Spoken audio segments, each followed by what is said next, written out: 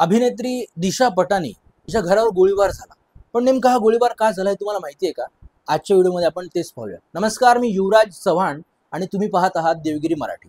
तर दिशा पटानी ही जी हिरोईन आहे, हिची बहीण खुशबू पटानी हिने सोशल मीडियावर स्वतःचा एक व्हिडिओ तयार केला आणि अपलोड केला। आणि त्यात तिने जे महाराज आहे, महाराज अनिरुद्धाचार्य यांच्या विरोधात काही स्टेटमेंट केलं।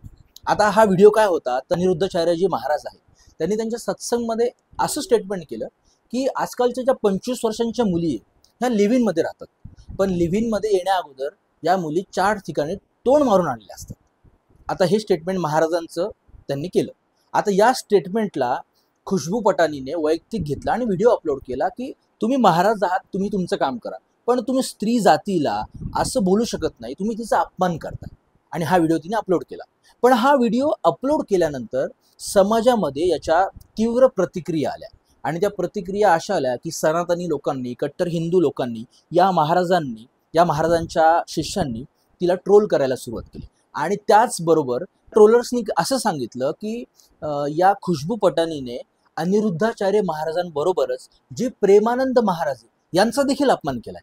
मुळात प्रेमानंद महाराज काय म्हणाले होते की आजच्या काळातले जे मुलं आणि मुली आहेत, तरुण मुलं मुली, यांनी त्यांच्या मानवी जीवनाच्या मर्यादा ओळखून वागलं पाहिजे, असं त्यांचं ते स्टेटमेंट होतं। पण या ट्रोलर्सनी हे प्रेमानंद महाराजांचा हा व्हिडिओ आणि अनिरुद्धाचार्य महाराजांचा व्हिडिओ याच्यावर खुशबू पटानीने अपमानजनक बोललंय आणि आमच्या हिंदू धर्माचा, आमच्या महाराजांचा अपमान केला म्हणून ट्रोलिंग करायला सुरुवात केली।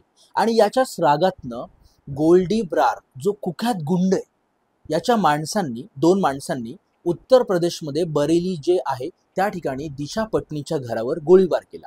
आणि गोल्डी ब्रारने त्याच्या सोशल मीडियाच्या अकाउंटवर पोस्ट केली की या गोळीबाराची जिम्मेदारी मी स्वतः स्वीकारतो, माझ्याच गँगने हा गोळीबार केला, कारण या खुशबू पटानीने आमच्या महाराजांचा, आमच्या धर्माचा अपमान केला।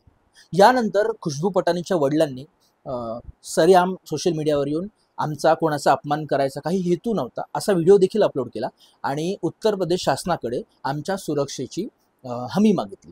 त्यानंतर मुख्यमंत्र्यांनी त्यांना फोन करून सांगितलं की तुमच्या जीवाला काहीही धोका होणार नाही आणि ज्यांनी हा गोळीबार केला आम्ही त्यांना पकडू।